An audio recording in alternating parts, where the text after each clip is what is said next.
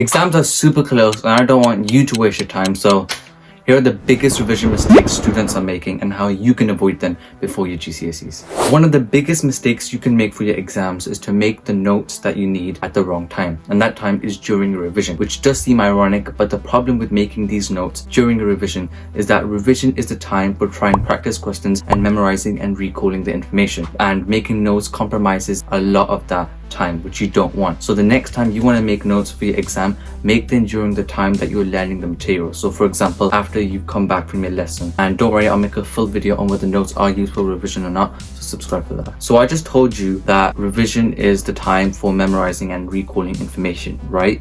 Well, relying too much on memory can also be a really big mistake, because if you try to memorize every single part of the information that you need for your exam, then you'll be likely to forget the key information because you won't even know which bits of the content is the key information. So instead, try and learn the key concepts with understanding it first, like I always say, and then try to apply that information to exam questions, so then you're familiar of how the exam is going to ask you those questions. And in that case, that's when you know all the key concepts, you've got good understanding, and you know how to apply them, so you can't really go wrong with this technique. So many of you might not know this, but whilst you're revising, you actually might be using something called passive revision techniques. And the word passive basically means accepting something without an active response. And that's what you're basically doing in your revision. You're using techniques like highlighting, copying notes down, or just listening to someone speak like a teacher, where you think the information is going straight to your head, but your head is actually basically like an empty box and the information is just flowing through. It's just tricking you into thinking you're actually revising, and that's the wrong way to revise. Instead, you want to use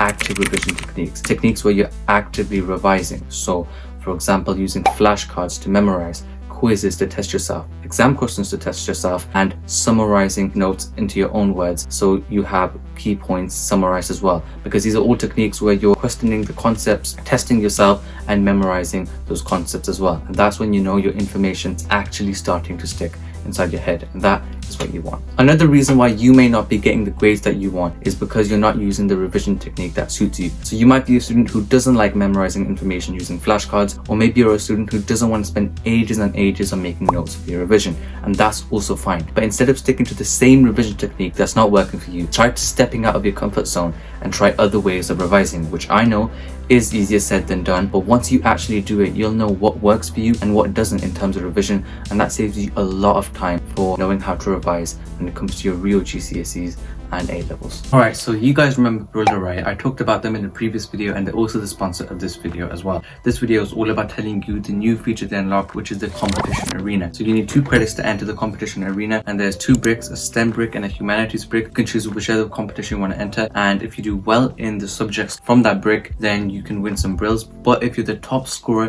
then you have the chance to win 1,000 brills, and if you cash that to real money, that is a lot of money. So you're winning real money just from doing your learning, and that's helping you as well. So I'll leave the link in the description if you want to join the competition arena, and also the link in the description to download Brill and sign up for free today. Thank you so much for Brill for sponsoring this video.